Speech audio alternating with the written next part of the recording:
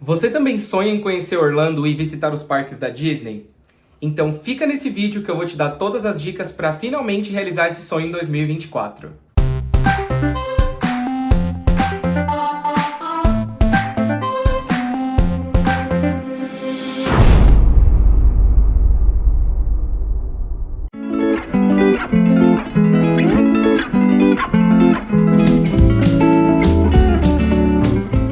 E se você não me conhece, eu sou o Vini. Recentemente eu fui para Orlando com meu esposo, o Lu, e nós passamos 17 dias por lá. Foi a viagem mais incrível da nossa vida.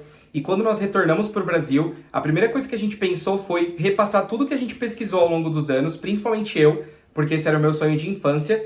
Então, eu resolvi fazer esse vídeo aqui para contar para vocês como foi o nosso planejamento, tudo que a gente observou na prática viajando para lá, o que era importante, o que não era tão importante assim. E eu vou trazer para vocês esses tópicos aqui, explicando um pouquinho sobre cada um deles.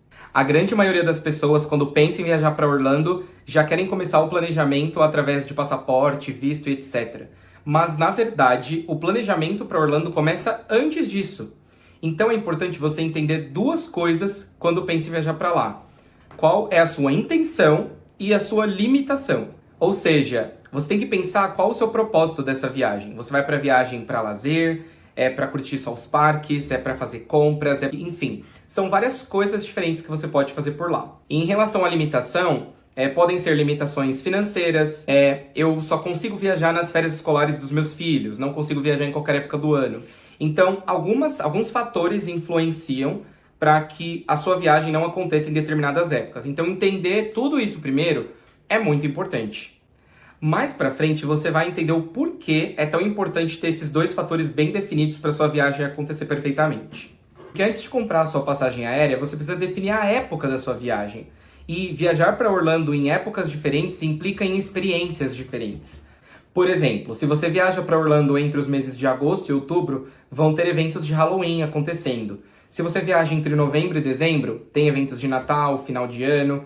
Se for mais para o início do ano, tem eventos específicos no Epcot que são de arte, eventos de culinária, enfim. Você tem que entender o que você quer encontrar na cidade quando você viajar. Além disso, tem que levar em consideração o clima. Então, por exemplo, se você viaja ali nos meses de junho, julho, são meses muito quentes e que costumam chover bastante. Existe a temporada que é possível ter furacões em Orlando, que vai ali entre agosto e outubro, né? Mais ali em agosto e setembro. Então, tudo isso influencia. Se você não quer ir no frio, então tem que evitar ir nos meses do final do ano e no comecinho do ano. Tudo isso é muito relevante. E tem o fator de lotação. Antigamente, Orlando tinha épocas ali de alta e baixa temporada. Hoje isso já não acontece mais, principalmente depois da pandemia. Mas existem sim algumas épocas que são menos cheias do que outras. Por exemplo, nós viajamos em outubro e novembro e foi maravilhoso, a gente aproveitou muito. Mas a gente conhece pessoas que foram no meio do ano, em julho, e foi, assim, muito cheio. Então, evitar épocas que tem Spring Break, feriado, principalmente para ir nos parques em datas assim, feriados muito importantes como Thanksgiving, Natal, Réveillon, enfim. Ter noção dessas datas estratégicas para que a sua viagem também não se torne ali um pesadelo. Precisa também ter uma noção de quais os parques, de quais lugares você vai querer visitar, para que você entenda a sua permanência na cidade. Então, se eu vou visitar ali, por exemplo, 9 parques, eu preciso reservar esses 9 dias para os parques, mas também preciso reservar ali alguns dias de descanso, de compras, enfim, depende do seu propósito de viagem.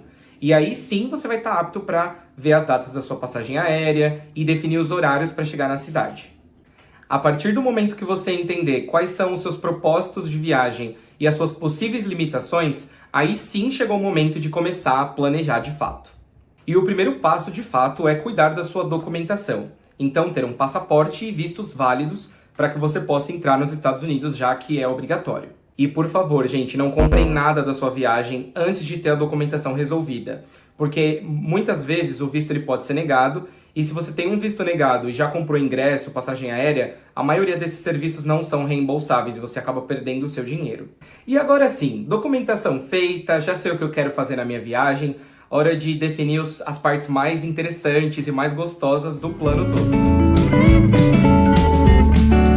A minha sugestão é que você comece vendo passagem aérea. Porque com a passagem aérea você consegue ter noção das datas da sua viagem e também dos horários que você chega na cidade.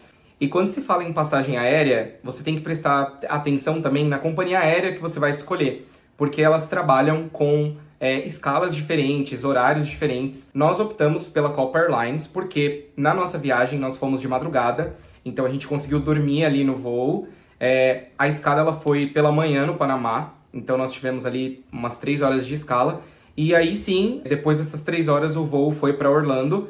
E a gente gostou muito dessa quebra, assim, né, no voo, porque a gente conseguiu sair um pouco do avião, esticar a perna, ver algumas coisas. Então, foi muito bom essa comodidade de ter uma escala ainda mais no Panamá, porque foi super fácil, o aeroporto é pequeno, a gente teve ali uma conexão super próxima, não teve que despachar bagagem, ela foi direto para Orlando. E o preço, quando comparado com outras companhias aéreas, também foi o melhor que a gente encontrou. E quando se fala em hospedagem em Orlando, existem diversas formas de se hospedar. Você pode se hospedar em um hotel fora dos complexos dos parques. Você pode se hospedar em um hotel dos parques, ou seja, hotel da Disney Universal. Pode se hospedar em uma residência, então tem casas de condomínio, né, que é muito bacana para grupos grandes. E também Airbnb. No nosso caso, nós optamos por ficar hospedados nos hotéis da Disney e da Universal, porque existem benefícios em ser hóspedes desses hotéis. Alguns dos benefícios de se hospedar nos hotéis da Disney e Universal são entrada antecipada nos parques, uma frota de transporte super eficiente para ir e voltar dos parques, ir para o Disney Springs, para o City Walk, descontos em alguns serviços desses parques, né? Então, existem muitas outras coisas, né? Mas essas são, assim, comodidades incríveis e fora que você não sai ali da magia da Disney, não sai daquele clima da Universal, você se sente imerso o tempo inteiro e foi o que a gente mais amou em escolher esse tipo de hospedagem. É claro que se hospedar em hotéis de rede como esses não é a experiência mais barata, mas vale a pena consultar. Eu falo isso porque o hotel que nós nos hospedamos da Universal é o Dockside Inn, que é o Endless Summer Resort, e esse hotel ele é de categoria econômica. E se comparado com alguns hotéis fora da rede dos parques, ele tinha um valor inferior ou igual. Então, assim, entre se hospedar num hotel de rede e em um hotel fora dos parques, tendo os benefícios como hóspede, vale muito mais a pena. Então, sempre compare, gente. Compare em sites, assim, compara no Booking, compara no Decolar, em qualquer site, para vocês terem uma ideia de preços, mas procurem uma agência especializada para contratar os serviços de vocês. Todos os nossos serviços de viagem foram contratados com a Tio Orlando Viagens, que é uma agência especializada no destino Orlando, e não só lá, mas também como Disney Califórnia, Paris e etc. Eles são, assim, os melhores do mercado, eles conseguem ajudar em hospedagem, ingresso, carro, enfim. E você não tem complicação nenhuma, é só entrar no site deles, que eu vou deixar o link aqui no card do vídeo, e também conversar com um dos consultores, eles vão te dar toda a atenção para conseguir estruturar a sua viagem. E não se esqueçam de colocar o nosso cupom ViniLuOficial para conseguir um desconto em todos os serviços contratados com a Tio Orlando. Lembra que eu falei das limitações? Isso vai também influenciar muito na sua escolha de hotel. Por exemplo, se você vai com uma criança pequena, é muito interessante ter uma cozinha dentro do quarto. E nos hotéis da Disney é muito difícil isso acontecer, a não ser que você se hospede num hotel de categoria moderada ou de luxo. Então isso encarece a sua viagem. Mas existem hotéis fora de rede, como o Celebration Suites, que é muito conhecido, ele tem cozinha completa, sala completa, enfim. E é muito bom para quem precisa fazer comida ali, que quer fogão, micro-ondas, forno, ele é super completo. Então é uma opção que acaba cabendo no bolso e sendo mais viável para quem tem esse perfil. Às vezes você vai em uma família, sei lá, de 10 pessoas, e se você for fazer o cálculo para ficar em um hotel, fica muito mais caro. Então alugar uma casa pode ser muito mais conveniente, porque vocês têm vários quartos, enfim, as amenidades ali para usufruir em grupo, que acaba valendo muito mais a pena do que ficar cada um separado em um quarto ou todo mundo num quarto gigante de hotel, porque fica mais caro e também menos confortável. A escolha da sua hospedagem também vai ser primordial para entender como você vai se locomover em Orlando.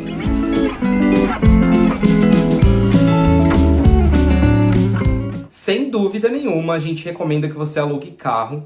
Nós alugamos o carro com a Alamo, que é uma das locadoras lá de Orlando. Foi muito bom porque o processo ele foi feito todo com self-check-in, então a gente não precisou ir até o balcão, conversar com o atendente. A gente foi num totem, tinha lá no aeroporto, a gente fez a retirada do veículo sem complicação nenhuma, ganhamos upgrade na categoria do veículo que nós alugamos, e, enfim, valeu super a pena.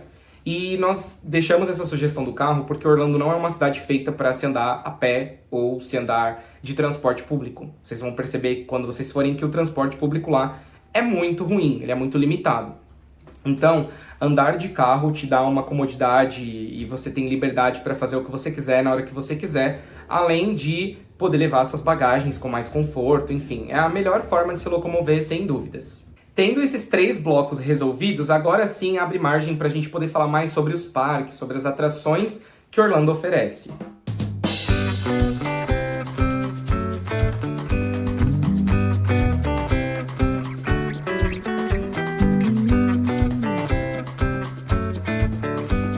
E Orlando, como todo mundo já sabe, tem muitos parques temáticos. Mas se você se confunde para entender quais são esses parques, de quem é da Disney e da Universal, presta atenção no que eu vou te explicar e vai ficar mais fácil de entender. Existem 3 principais empresas lá em Orlando: a Universal Studios, SeaWorld e a Disney. Os parques, eles são parte dessas redes. Então, quando a gente fala da Disney, nós temos 4 parques temáticos que são o Magic Kingdom, Animal Kingdom, Hollywood Studios e Epcot. E também 2 parques aquáticos, que é o Typhoon Lagoon e o Blizzard Beach. Esses são parques da Disney. Quando nós falamos da Universal Studios, nós temos 3 parques, sendo 2 parques temáticos, o Island of Adventure e o Universal Studios Florida, e também o Volcano Bay, que é o parque aquático da rede deles. Do SeaWorld, nós temos o Busch Gardens, que fica em Tampa, não é necessariamente dentro de Orlando, o SeaWorld Orlando, temos o Aquática, que é um parque aquático, e também o Discovery Cove. Esses parques todos ali são os principais parques do eixo de Orlando e que os turistas procuram. Existem também outras atrações, como por exemplo a NASA, né? Muitas pessoas visitam a NASA, que é o Kennedy Space Center, o parque da Legoland, que fica na Flórida, tem o parque da Peppa Pig, enfim.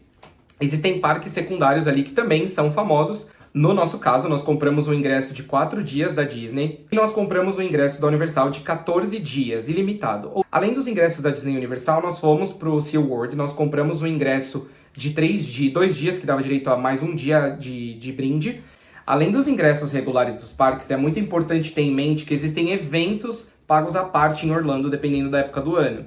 Por exemplo, no Halloween, existem os eventos da Universal, que é o Halloween Horror Nights, e também a Mickey's Not So Scary Halloween Party, que acontece no Magic Kingdom. Então você precisa de um ingresso separado para acessar esses eventos, que são muito legais e a gente recomenda muito que vocês visitem, porque são experiências bem diferentes de um dia normal no parque. E como se já não bastasse entender essa ideia de ingressos regulares e ingressos pagos à parte, os parques também oferecem ingressos que são específicos, como por exemplo, na Disney tem um ingresso chamado de Park Hopper, onde você consegue ir em mais de um parque por dia. No SeaWorld tem um ingresso que ele é com refeição inclusa, que é o All Day Dining Deal. Na Universal tem ali a opção do ingresso com VIP, que é uma experiência que você paga a parte para furar fila e tem um guia, né? E ali tem alguns serviços que os parques oferecem, como por exemplo o Disney Genie, que daqui a pouco eu vou falar um pouco mais sobre ele, que é uma funcionalidade de furar-filas e agendamento de filas expressas na Disney. Tem o Express Pass da Universal, enfim, são muitos detalhes mesmo. E vocês precisam estar atentos a tudo isso para ter o máximo de experiência. Além dos parques, Orlando oferece também uma gama de atrações ali que são muito legais, como, por exemplo, o Madame Tussauds, que é um museu de cera, o Aquário de Orlando, a Roda Gigante, o Slingshot.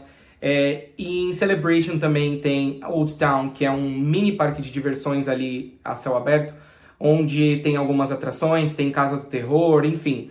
Você pode fazer várias coisas. Tem o Fun Spot America, que é um parque de diversões que fica próximo ao Universal Studios. Enfim, dá pra ter programações alternativas num dia que você não quer passar o dia inteiro no parque, ou se você quiser fazer uma coisa diferente do que só visitar os parques temáticos grandes que tem por lá.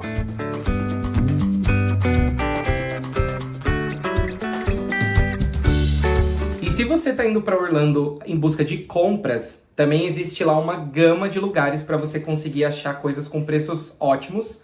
E os principais pontos lá são os outlets. Tem o Premium Outlets da Vineland, que ele fica mais ali ao sul, e tem o Premium Outlets da International Drive, que ele fica mais próximo ali da Universal, que é mais ao norte. São outlets excelentes, com todas as lojas mais conhecidas. Dependendo da época do ano e da data que você vai, você acha ali preços muito bons. Mas também existem os shoppings em Orlando, tem o Millenia Mall, tem o Florida Mall, mas eles não têm preços tão competitivos quanto os outlets. Mas o melhor de tudo é que em Orlando tem as lojas de ponta de estoque, que são as lojas clearance. Então tem um mall lá que é o Marketplace, onde você encontra a loja clearance da Calvin Klein, da Levi's, da Adidas, da Tommy, e são preços assim muito bons. Além dos outlets, tem alguns locais de entretenimento, né, que é o Disney Springs e o City Walk. Eles são basicamente ali locais para você encontrar restaurantes, também tem lojas, enfim, música ao vivo, é muito legal. Então eu chamo de ponto de entretenimento porque você consegue fazer de tudo lá. No Disney Springs você encontra a maior loja da Disney no mundo.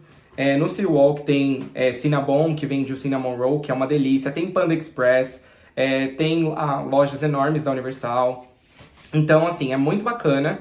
E são lugares também que tem que estar no roteiro ali e reservar pelo menos 1 ou 2 visitas durante a sua viagem, porque é muito incrível.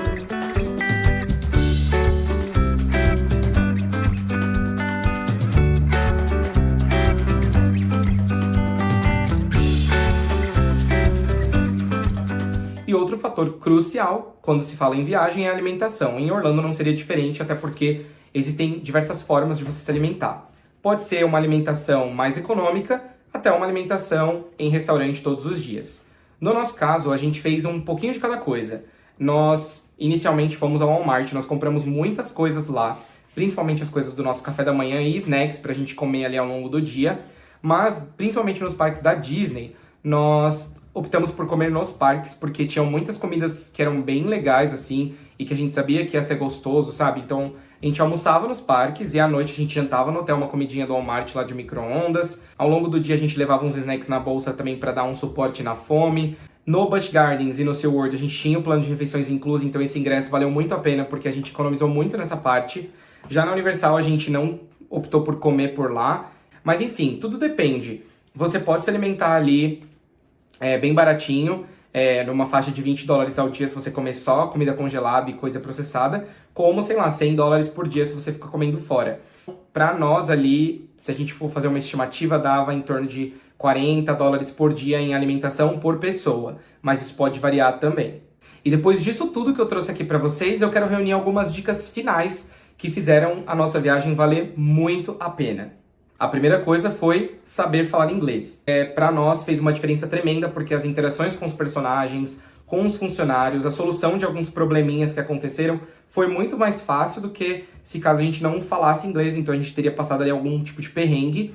Então, não é um fator limitante, mas se você tiver o inglês, acaba ajudando muito mais e acaba sendo melhor de uma maneira geral, assim. Chegar cedo nos parques. Isso foi uma coisa que fez total diferença. E quando se trata de Disney, principalmente, a gente também incluiria o uso do Disney Genie Plus, que é a ferramenta de fura-fila. Consumir conteúdos de Orlando. Então, anos antes, né, e até mesmo mais próximo da viagem, eu acompanhava vários canais que tinham conteúdos específicos sobre Orlando. Então, isso me ajudava muito a ver algumas dicas, a entender estratégias de parqueamento. Isso é um ponto que vai ajudar muito você, caso você seja uma pessoa mais leiga no destino. A penúltima dica é comprar todos os ingressos e serviços aqui no Brasil. Então, nós fechamos toda a nossa viagem com a Tour Orlando. Tudo que a gente precisava, a gente deixou nas mãos deles e eles fizeram as cotações, as reservas, enfim, a gente não teve dor de cabeça nenhuma. E além disso, podendo pagar em reais e parcelado no cartão de crédito, o que é uma baita vantagem, porque não tem IOF. E se vocês compararem o preço pagando em reais e comprando ingresso lá na portaria ou comprando nos Estados Unidos, é muito mais barato. E a melhor dica de todas é economizar dólares utilizando a Nomad. A Nomad é uma conta internacional onde você consegue utilizar aí em diversos países através do dólar americano e quando você faz o pagamento, ele é feito ali a conversão para a moeda local de onde você está. No caso dos Estados Unidos, a gente usou o dólar mesmo e esse dólar ele foi comprado com a cotação do dólar comercial, que é mais barato do que o dólar de turismo. E a Nomad ela oferece várias condições de cashback e muita comodidade, porque você não precisa andar com dólar ali, com dinheiro na carteira e correndo o risco de perder, enfim. É muito mais segurança, comodidade, praticidade. Então já sabe, né? Entra no nosso link aqui para garantir o seu cashback e abre já a sua conta da Nomad, que vale muito a pena. E se você quer saber mais sobre a nossa viagem para Orlando, é só conferir os vídeos que estão aqui no canal, a gente vai deixar no card. Então, já corre para maratonar, são vários vídeos muito legais mostrando toda a nossa experiência.